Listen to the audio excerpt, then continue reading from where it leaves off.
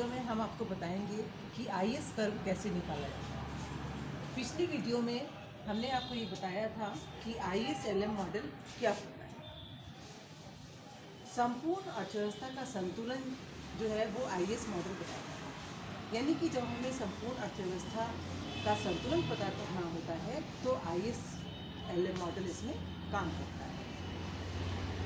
आज हम आपको बताएंगे कि आईएस कर्व को किस प्रकार से डिराइव किया जाता है। तो इसके पहले थोड़ा सा आपको ये देना चाहते हैं कि आईएस कर्व होता क्या है, आईएस कर्व क्या होता है और आईएस कर्व कैसे डिराइव किया जाता है और आईएस कर्व क्या बताता है, किस संतुलन को बताता है। तो आइए एक बार थोड़ा सा शॉर्ट रिवीजन पिछले वीडियो का हम लोग कर देते हैं कि ISLM होता क्या है। अर्थव्यवस्था में दो प्रमुख क्षेत्र होते हैं, दो प्रमुख मार्केट होते हैं, product market and money market. Product market वस्तु बाजार को कहते हैं और मनी मार्केट मौद्रिक बाजार को कहते हैं। दूसरे शब्दों में हम ये भी कह सकते हैं कि अर्थव्यवस्था में दो प्रमुख मार्केट होते हैं, दो प्रमुख क्षेत्र होते हैं। एक होता है रियल सेक्टर और दूसरा होता है मॉनेटरी सेक्टर। जो रियल सेक्टर होता है उसको प्रोडक्ट मार्केट कहते हैं और प्रोडक्ट मार्केट का संबंध आईएस कर्व से होता है।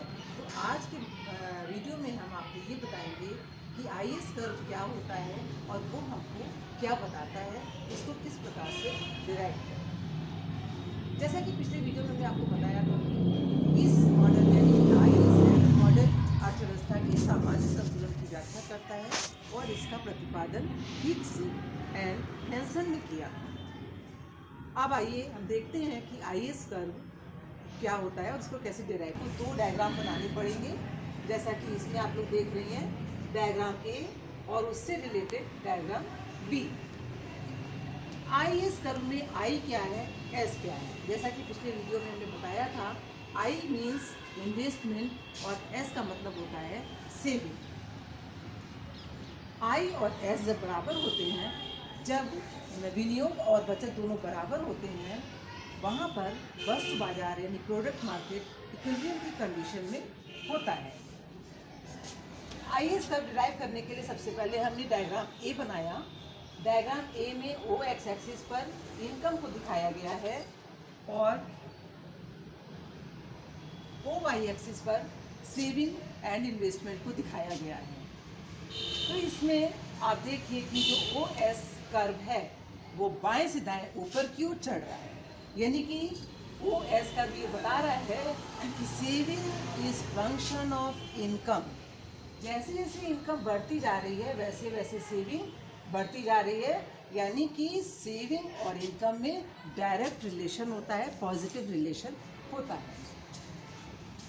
दूसरी ओर इन्वेस्टमेंट जो है, एक बात बता दे रहे हैं, इनकम पे भी निर्भर करता है, रेट ऑफ इंटरेस्ट पे भी निर्भर करता है, लेकिन वास्तविकता ये है कि जो इन्वेस्टमेंट है वो इनकम पर उतना निर्भर नहीं करता है जितना कि रेट ऑफ इंटरेस्ट से वो प्रभावित होता है। क्योंकि कोई भी उत्पादक या कोई भी विनियोगकर्ता जब निवेश करना चाहता है तो वो इसके लिए बैंक से लोन लेता है।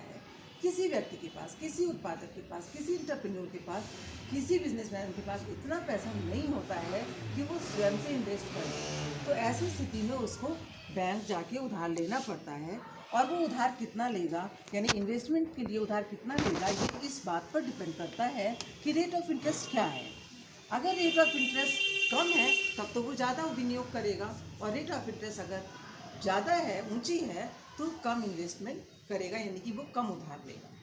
जैसा कि इसमें दिखाया गया, देखिए I1, I2, I3 पास में लिख रहे हैं। I1, I2, I3 ये तीनों विनियोग रेखाएं रेट ऑफ इंटरेस्ट से संबंधित हैं। आप देख रहे हैं कि जब रेट ऑफ इंटरेस्ट सबसे ज़्यादा है, 6% है, उस समय इन्वेस्टमेंट कर्व जो है वो I1 है, यानी कि इन्वेस्टमेंट कम है। इसके बाद रेट ऑफ इंटरेस्ट जब कम हो गई है, 5% हो गई है, तो इन्वेस्टमेंट बढ़ गया है। रेट ऑफ इंटरेस्ट और कम होने पर, 4% होने पर विनियोग और ज़्यादा बढ़ गया, यानी विनियोग रेखा जैसे जैसे ब्याज की दर कम हो रही है वैसे वैसे विनियोग बढ़ता जा रहा है। ठीक है, अब हम आईएस कर्व को डिराइव करने के लिए डायग्राम बी पर आते हैं। डायग्राम बी कैसे बनेगा?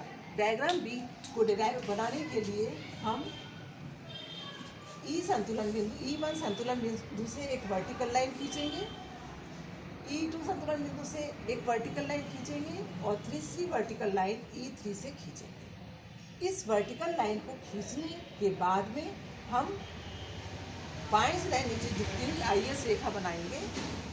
तो ये जो IS रेखा है ये बाएं से दाएं नीचे की ओर झुक रही है। इनकम जैसे जैसे विनियोग जो है वो बढ़ता जा रहा है, वैसे वैसे संतुलन बिंदु E1, E2, E3 होता जा रहा है, यानी कि A, B, C बिंदु पर संतुलन हो रहा है और इनकम बढ़ के Y1, Y2, Y3 हो रही है। इसका मतलब ये है कि ब्याज की दर कम होने पर विनियोग बढ़ता है, जिसके साथ साथ आय का स्तर भी बढ़ता है, यानी कि विकास होता है। ये जो IS कर्व है इस पर स्थित 3 बिंदु स्थित है। इसमें IS कर्व क्या बताता है? IS वक्र वस्तु बाजार में संतुलन को बताता है, यानी कि प्रोडक्ट मार्केट में इक्विलिब्रियम की व्याख्या करता है। देखिए, जब रेट ऑफ इंटरेस्ट 6% है, ऊंची है, तो उस समय विनियोग कम किया जाएगा, जिसकी वजह से इनकम कम होगी। कितनी होगी? Y1 होगी। फिर इसके बाद में जब रेट ऑफ इंटरेस्ट कम हो जाएगी तो विनियोग बढ़ाया जाएगा, जिसकी वजह से अब संतुलन बी बिंदु पर होगा और आय बढ़ के Y2 हो गई, क्योंकि विनियोग बढ़ा है इसलिए आय बढ़ गई है। तीसरी स्थिति में क्या है? रेट ऑफ इंटरेस्ट और कम हो गई है, 4% रह गई है, जिसकी वजह से विनियोग में वृद्धि और ज़्यादा हुई है और इनकम बढ़कर Y3 हो गई है। तो इस प्रकार से आपने देखा, इनकम डिपेंड करती है विनियोग पर और विनियोग कितना होगा ये डिपेंड करता है ब्याज की दर पर। आइए हमको बताते हैं कि IS कर्व क्या बताता है।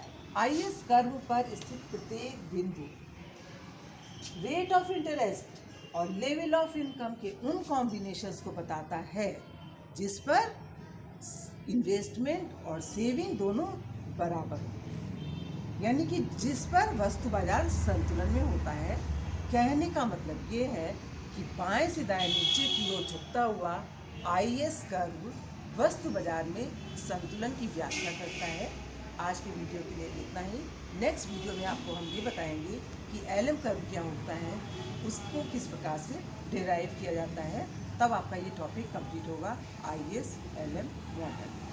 Thank you.